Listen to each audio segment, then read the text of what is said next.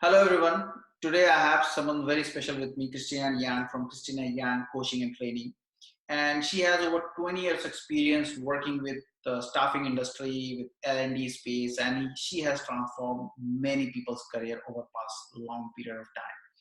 And because today I was lucky enough to get an appointment to talk about how to deal with the stress and trauma that you're dealing if you are being laid off during this so much trying situation of pandemic, and which has led to a global recession. I don't know how long it will stay and how long we will come back to the work, and pretty much everybody's working from home.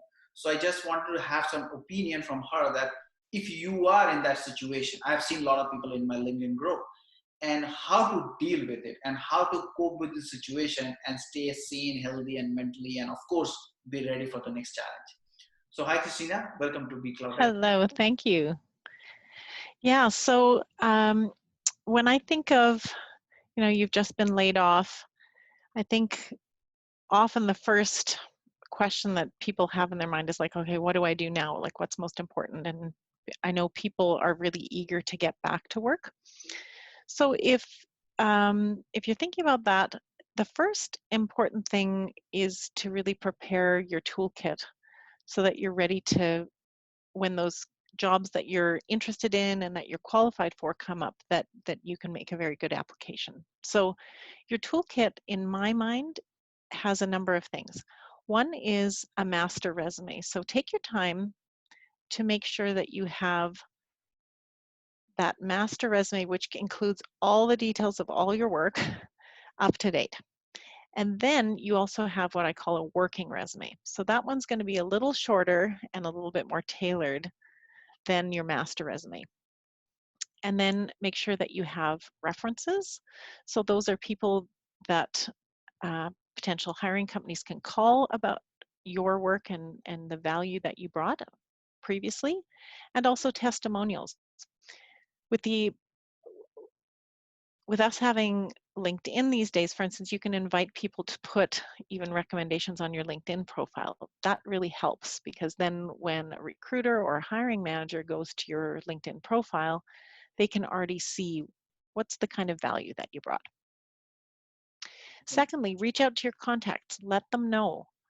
As embarrassing sometimes it is to say, I got laid off, you need to overcome that and realize that the people who care about you will just be supportive and will want to help you in any way. So make sure you reach out to your contacts, because those will be the best people to be your advocates for keeping their eyes open for you and for helping you connect to potential new jobs.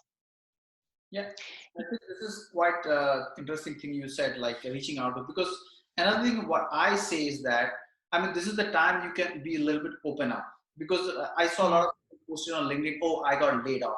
There is no shame about being this. You can, if you are really, you feel you're strongly about it, you can talk about it openly, and you'll see the support is pouring in. People will like your comment and everything. Your profile will get more hits on the social media, and it may land up in your job. So I think keeping an open perspective goes a long way. Yeah, back to you. Absolutely. So the other thing, of course, is that you're now going to be going to various websites.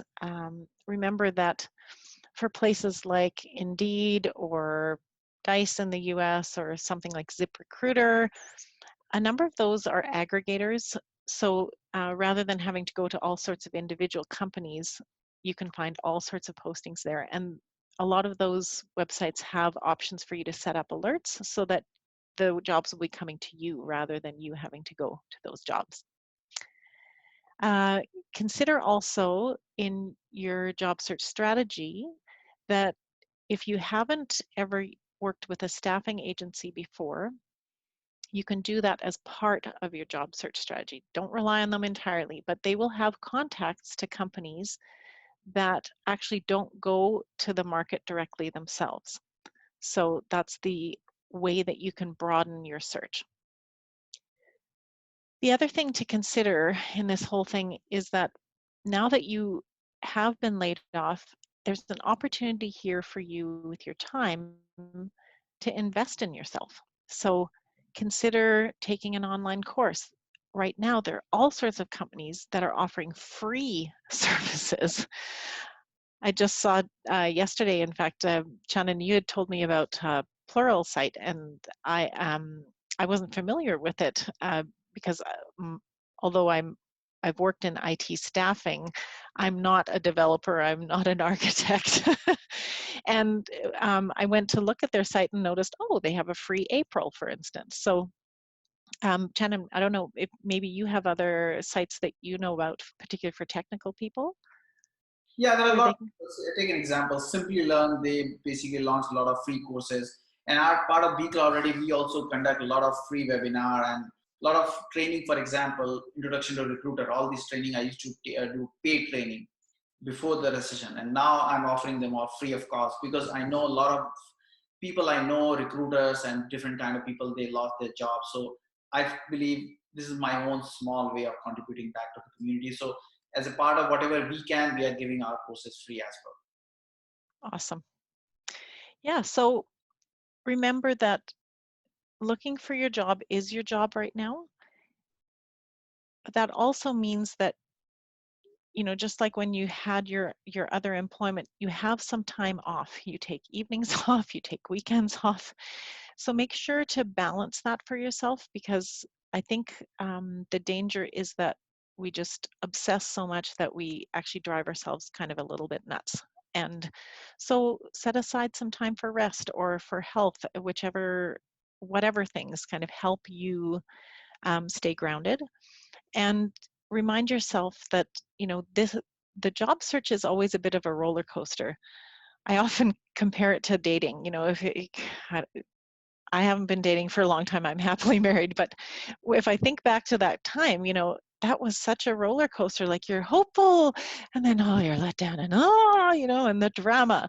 So even without a pandemic, that is a totally normal thing to happen. And so when you're in the depths, remember that tomorrow's another day, and keep focusing on putting energy out there about where you'd like to be. Imagine yourself in that. Imagine yourself happy to be working and contributing with the value that you bring.